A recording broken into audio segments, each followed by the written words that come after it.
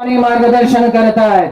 ज्यांची व्याख्या लाडक्या बहिणींचे लाडके भाऊराय, शिवसेना पक्षाचे मुख्य नेते तथा महाराष्ट्र राज्याचे माजी यशस्वी मुख्यमंत्री आणि विद्यमान उपमुख्यमंत्री आणि सर्वात महत्वाचं जर म्हणायचं तर तळागाळातील आपल्या सर्वांचे अनाथांचे नाथ म्हणजेच लोकनाथ एकनाथ टाळींच्या गजरात स्वागत करूया माननीय श्री एकनाथजी शिंदे साहेबांचं.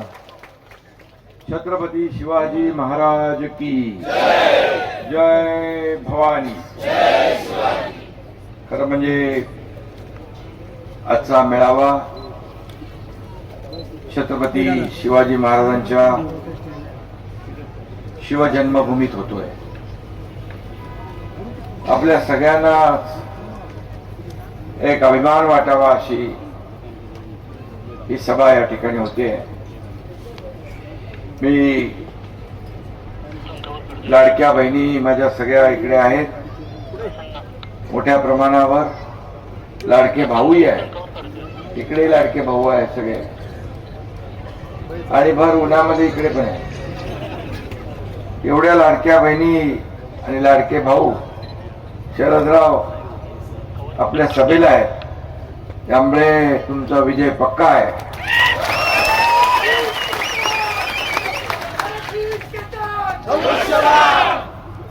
आणि ज्या उमेदवारांच्या पाठीमागे मोठ्या प्रमाणात महिला, त्यांचा मतपेटीत नंबर पहिला, हे गणित आहे. म्हणजे लाडके भाऊही त्यांच्या मागेच आहेत.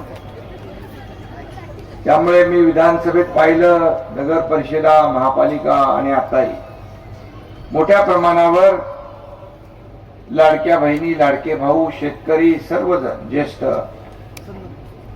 या प्रचार सभांना उपस्थित राहताना पाहतोय.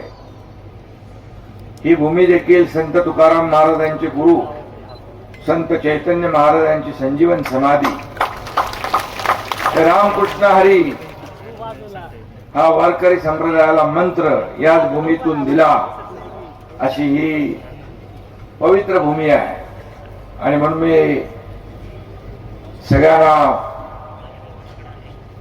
वंदनही करतो आणि पुन्हा एकदा रामकृष्ण हरी हा जयघोष करतो. खरं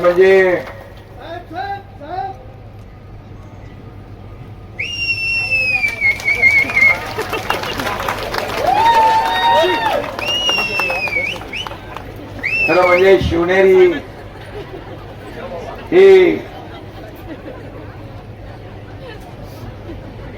7 तारखेला दाखवते. जिथे गवताने भाले फुटतात अशी पराक्रमाची भूमी आहे.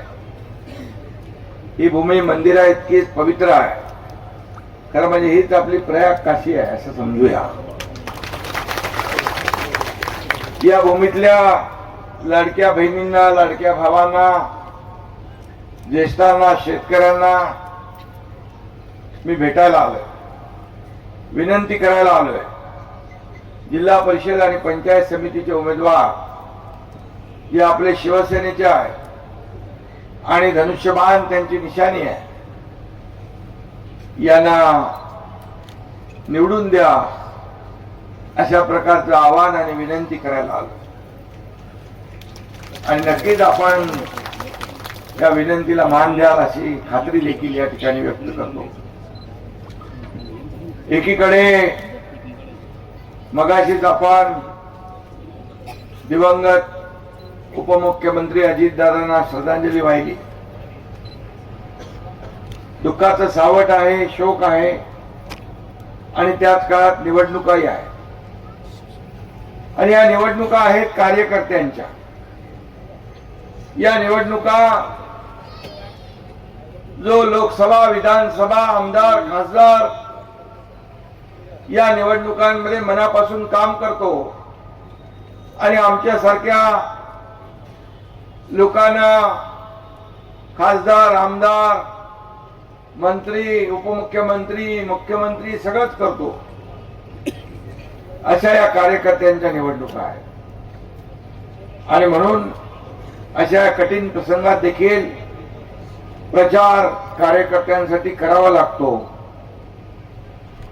आणि म्हणून कार्यकर्त्यांच्या मागे उभं राहणं हे प्रत्येक नेत्याचं कर्तव्य आहे आणि या कर्तव्य भावनेतून आपण ही सभा या ठिकाणी घेतलेली आहे.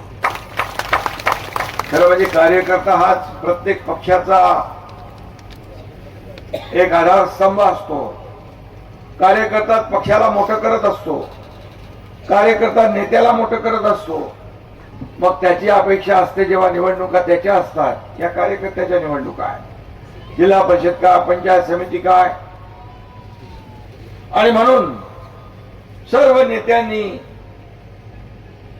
आपली स्वतःची निवडणूक समजून या कार्यकर्त्यांच्या निवडणुकांमध्ये सहभाग घेतलेला आहे.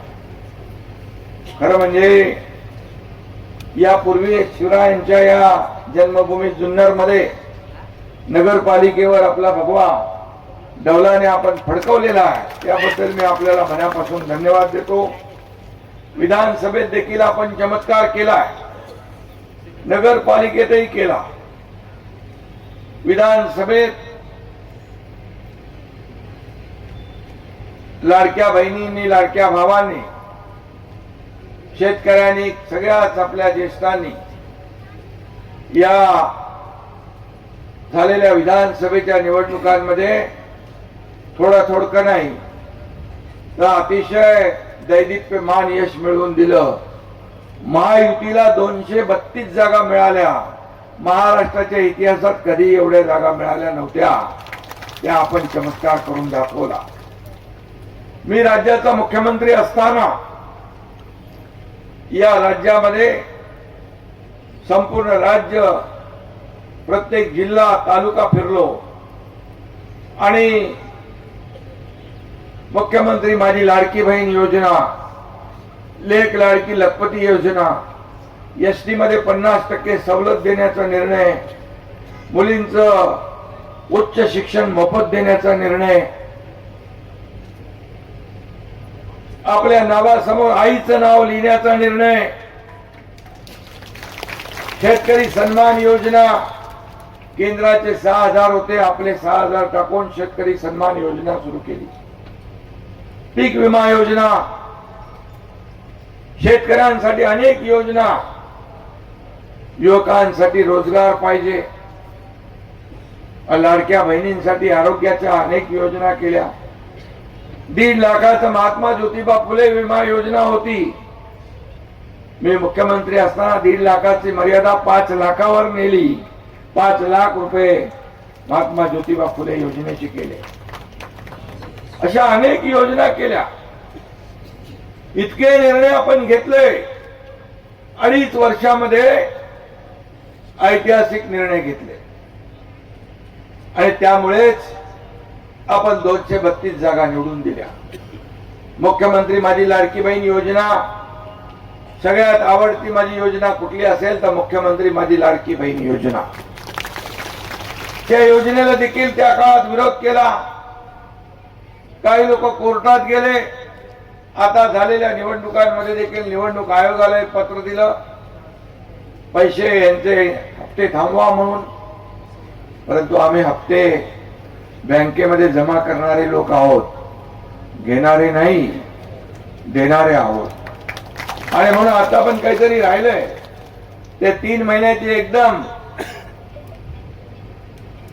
4,500 रुपये आपल्या खात्यामध्ये ज्यांचे जमा झाले नाही त्यांची जमा होती. इकडे काय बाकी राहिलेलं नाही वाटतं. मिळाले का?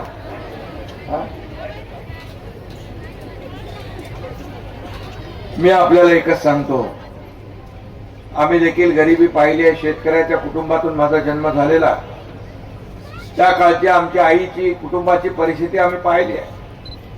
आणि म्हणून जेव्हा मी मुख्यमंत्री झालो तेव्हा आमच्या लाडक्या बहिणी, भावांसाठी, मातांसाठी, शेतकऱ्यांसाठी काही ना काही केलं पाहिजे, याच भावनेतून लाडकी बहीण योजना जन्माला आली. आणि लाडकी बहीण योजना घोषणा केली. काही लोकांना वाटलं फक्त घोषणा आहे निवडणुकीपुरती, परंतु एकनाथ शिंदे शब्द देतो तो पूर्ण करतो. आणि तो शब्द आम्ही पाळला, पूर्ण केला. योजना सुरू झाली आणि मी आपल्याला सांगतो, काही लोक विचारतात निवडणुकांमध्ये तुम्ही 2100 रुपये घोषणा केली आहे. म्हणजे हो, केलेली आहे. योग्य वेळी तेही आम्ही देणार, कुठेही मागे राहणार नाही. जो दिलेला शब्द आहे तो आम्ही पाळणार. आणि कुणी माईकाला आला तरी मुख्यमंत्री माझी लाडकी बहीण योजना कधीही बंद होणार नाही, हा शब्द आहे आमचा. शेतकरी इकडे आहेत, हे आपला हा भाग सगळा सुपीक आहे, शेतीचा. आणि मगाशी आमदार महोदयांनी सांगितलं, काही लोक विचारतात तुम्ही कर्जमाफीचा निर्णय घेतलेला आहे. हो, घेतला आहे. आमची त्या बाबतीत मुख्यमंत्र्यांची आमची बैठकही झाली आहे. एक कमिटी गठीत केलेली आहे. अहवाल आल्यावर योग्य वेळी तोही निर्णय आम्ही घेणार, बिलकुल घेणार. का दिलेला शब्द आम्ही पाळणारे लोक आहोत. त्यावेळेस मुख्यमंत्री माझी लाडकी बहीण योजनेला जवळपास 40 ते 45 हजार कोटी रुपये खर्च वर्षाला होता. कसा करणार, कुठून देणार असा प्रश्न अनेकांनी निर्माण केला. परंतु शेवटी हे पैसे आपले आहेत, हे जनतेचे पैसे आहेत. मग माझ्या लाडक्या बहिणींच्या कुटुंबाला आधार देण्यासाठी आम्ही निर्णय घेतला असला तर काय चुकीचं आहे. तुम्ही तर काय दिलं नाही, परंतु आम्ही जेव्हा दिलं तेव्हा टीका करताय. आणि म्हणून माझा आपल्याला एकच सांगतो मी, की कुठल्याही परिस्थितीमध्ये ज्या योजना आम्ही सुरू केल्या त्या योजना कधीच बंद होऊ देणार नाही, होणार नाही, हा विश्वास या ठिकाणी व्यक्त करतो. खरं म्हणजे या भागामध्ये खूप पर्यटनाला चालना देण्यासारखी परिस्थिती आहे आणि हा सुपीक भाग आहे. पर्यटन इकडे मोठ्या प्रमाणावर होऊ शकतं. आणि त्याचबरोबर आज शरद सोनावणे यासारखा आमदार तुम्हाला मिळालेला आहे. एक आदर्श आमदार, कर्तव्यदक्ष आमदार. आणि कधी रात्री अपरात्री मला फोन करत असतो, पण मी त्याचा फोन घेत असतो. कारण मला माहित आहे की या बिबट्याचं इकडे गडबड चालू आहे. त्यामुळे या बिबट्याचा बंदोबस्त तर आपल्याला करायचंच आहे. आता हे 2 रेस्क्यू सेंटर आणि त्याचबरोबर पुढं नगरला, जुन्नर तालुक्यात 2, हे सर्व व्यवस्था आम्ही निर्णय घेतलाय, कॅबिनेटमध्ये निर्णय घेतलेला आहे. आणि या भागातलं बिबट मुक्त, दहशत मुक्त वातावरण या ठिकाणी केलं पाहिजे. आणि हे करणार आम्ही. लोकांचे जीव वाचवणार. सर्वात महत्वाचा लोकांचा जीव आहे. लहान मुलं आपल्या आई वडिलांसमोरून त्यांचा जीव जातोय, हे उघड्या डोळ्याने पाहणारे सरकार नाही, हे सर्वसामान्यांचं सरकार आहे. सर्वसामान्यांच्या जीविताचं रक्षण करणारं सरकार आहे. आणि म्हणून या ठिकाणी आपल्याला उदय सामंत यांनी व्हॉइस मेसेज पाठवलाय. मी मगाशी त्यांना फोन केला होता, ते हेलिकॉप्टर मध्ये होते. त्यांनी म्हटलेलं आहे, मी बोलल्याप्रमाणे MIDC करून देतो म्हणून या ठिकाणी सांगितलेलं आहे. आणि MIDC IT पार्क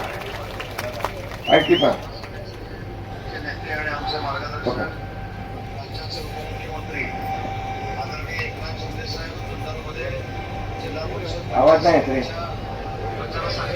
येतोय. जुन्नरमधील MIDCच्या संदर्भामध्ये माननीय शिंदे साहेब मला मोबाईलवरनं कॉल करत होते, परंतु मी छत्रपती संभाजीनगरला प्रचाराला असल्यामुळे हेलिकॉप्टरमध्ये आवाज येऊ शकला नाही. परंतु माननीय एकनाथ शिंदे साहेब MIDCच्या बाबतीत जुन्नरच्या अगोदरच माझ्याशी बोललेले आहेत. आणि शिवनेरीच्या फायद्याची असलेली मुख्य द्वारं जी MIDC मार्फत आपल्याला करायची आहे, त्याचे देखील आदेश माननीय शिंदे साहेबांनी मला दिलेले आहेत. ही दोन्ही कामं आचारसंहिता संपल्यानंतर आपले जुन्नरचे लोकप्रिय आमदार शरद सोनवणे साहेबांबरोबर बैठक घेऊन मार्गी लावली जातील, हाच माननीय शिंदे साहेबांच्या साक्षीनं आपल्याला शब्द देतो.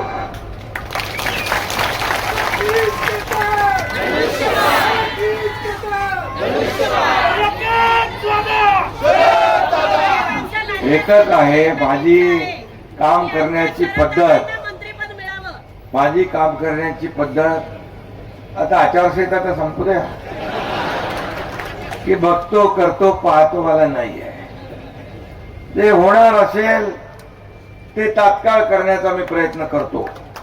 No reason on the spot decision, हे मी नेहमी माझं भूमिका आहे. आणि म्हणून मी आपल्याला शब्द देतो, जे उदय सामंत यांच्या विभागामध्ये आपल्याला MIDC IT पार्क जे करायचं आहे त्याचं तात्काळ या ठिकाणी प्रक्रिया सुरू होईल. आणि महाद्वार जी आहे ती देखील आपल्याला भव्य दिव्य लोक बघायला येतील इकडे. जो शिवनेरीला अशा प्रकारची महाद्वार देखील होतील.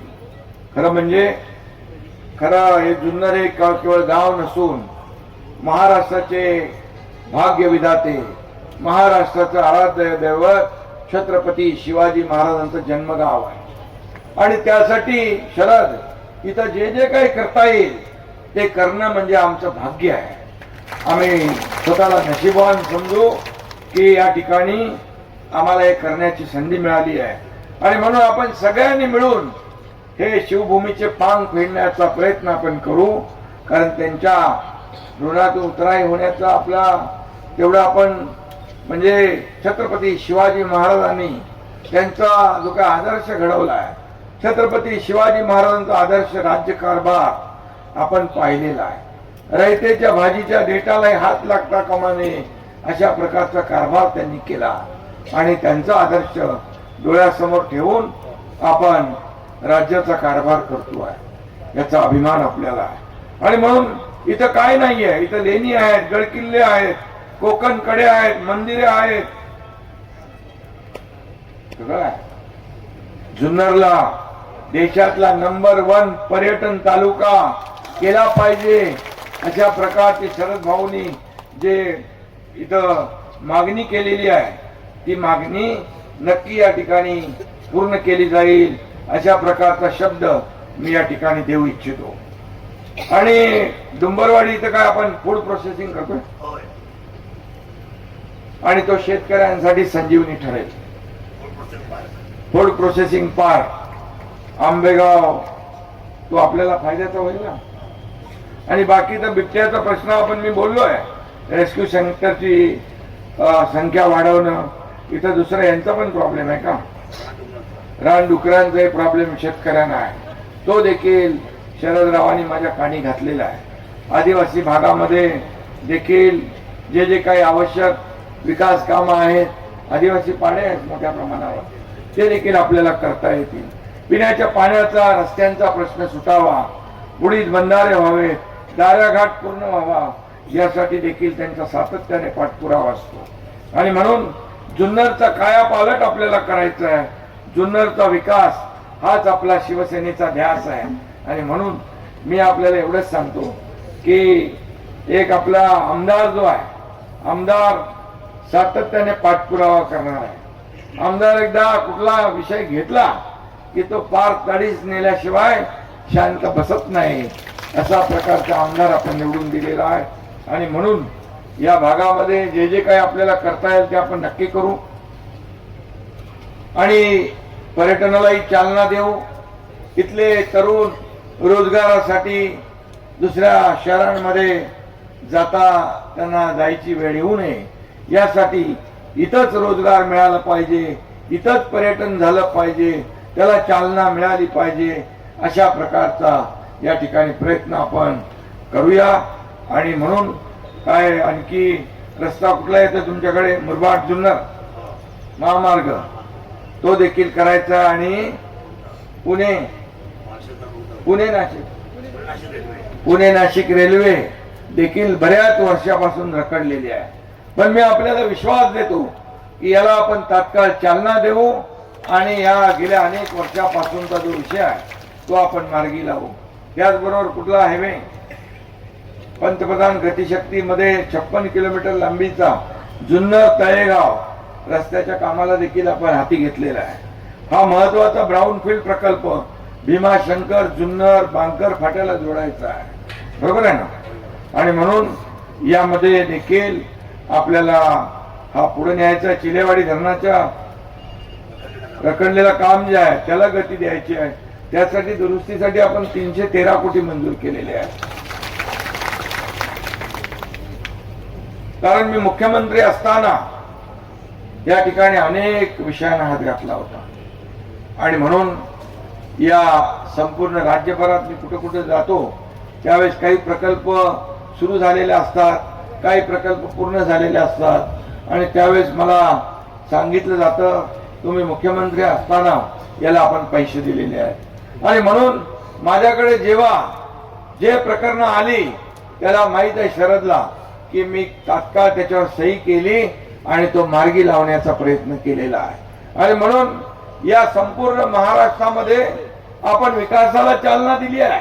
लोकाभिमुख कल्याणकारी योजनाही आपण केलेल्या आहेत आणि त्यामुळे या जुन्नर तालुक्यामध्ये एवढं मोठं पोटेन्शियल आहे. तुमची दुसरी सफारी पण आहे, बिबट सफारी जी आहे त्याच्या आतमध्ये त्यानं टाकून द्यायचं. त्यासाठी देखील 80 कोटी रुपये आपण त्याला तरतूद केलेली आहे. त्यामुळे जे जे काही आपल्याला करता येईल ते आपण केलंय.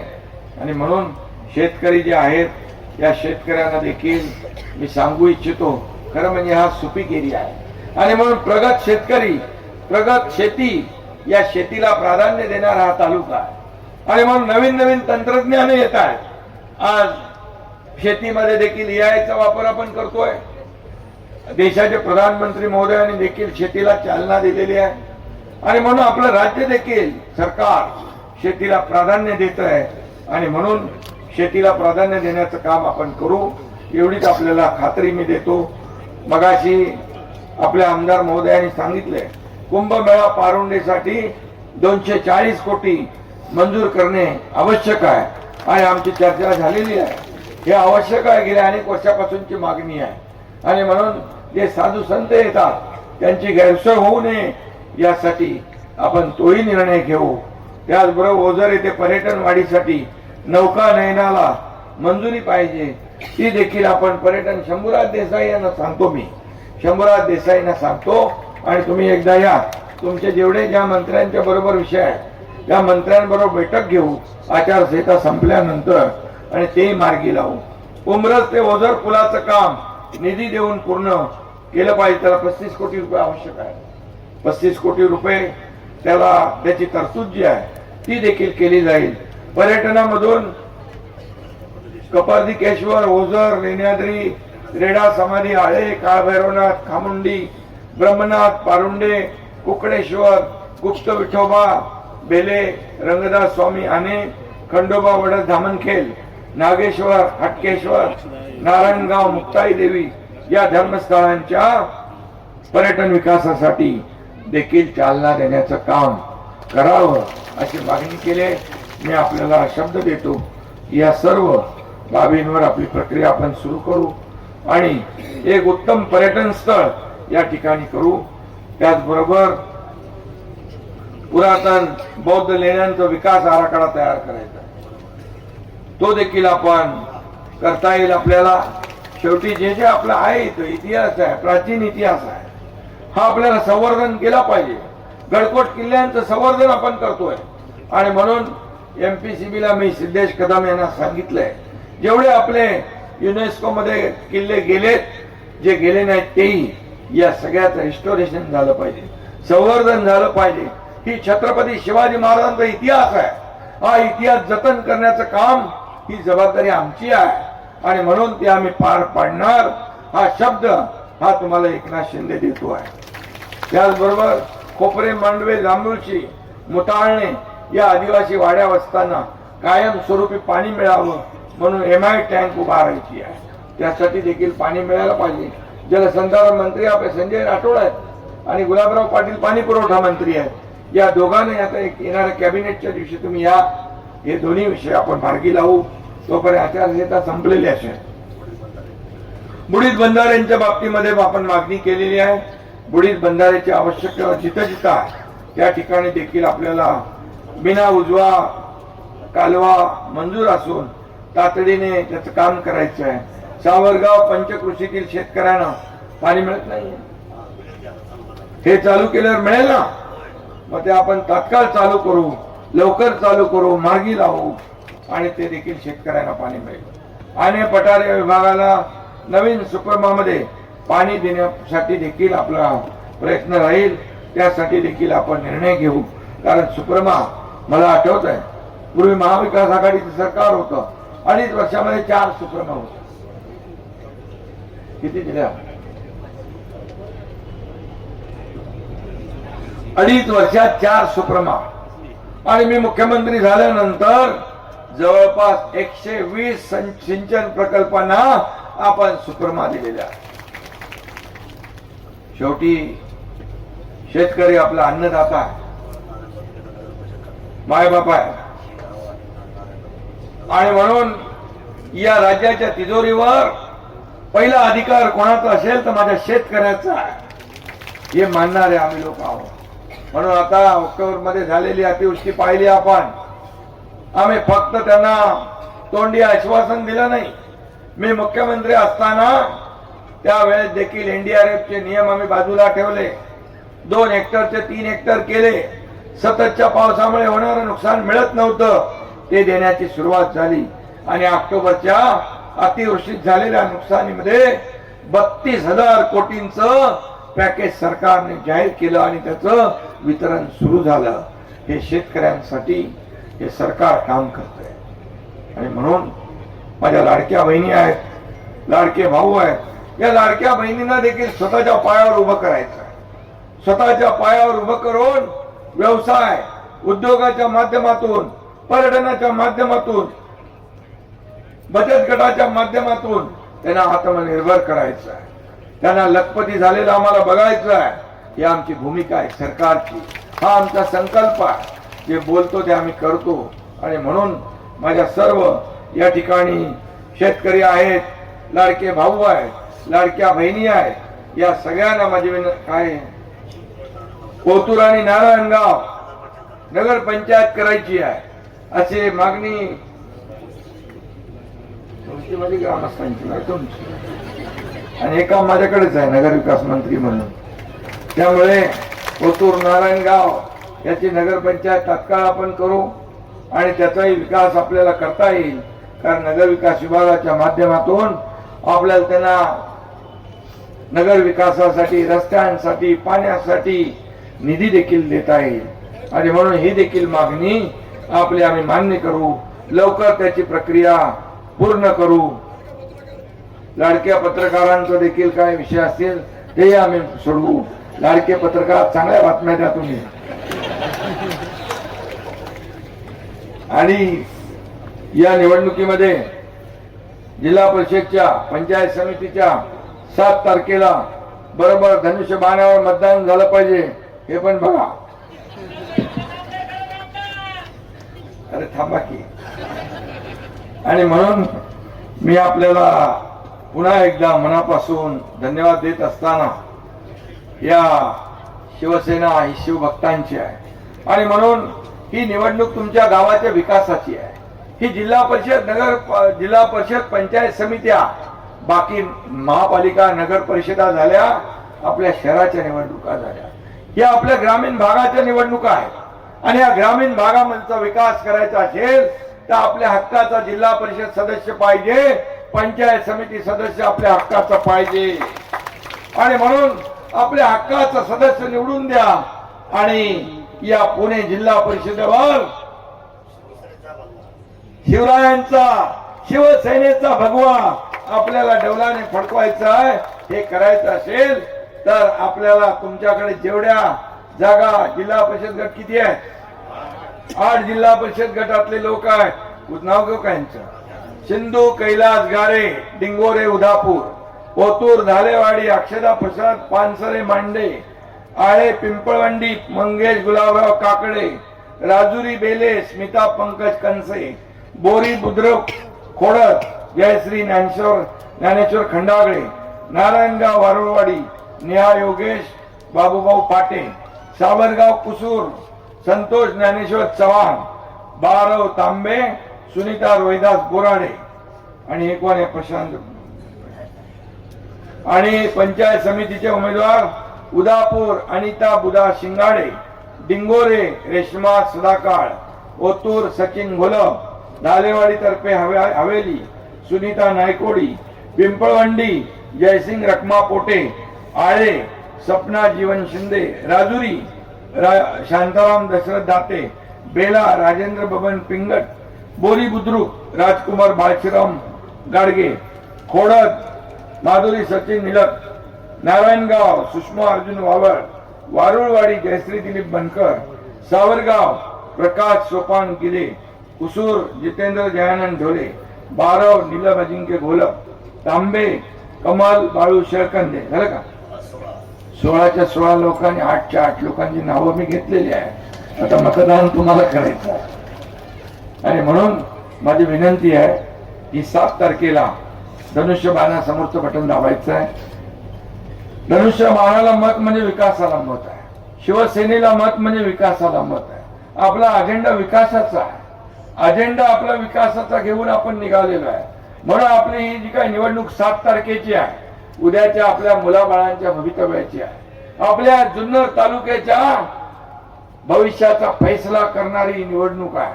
आणि म्हणून 5 वर्ष हे सर्व लोक निवडून आले की आपली सेवा करतील, हा शब्द मी आपल्याला देतो.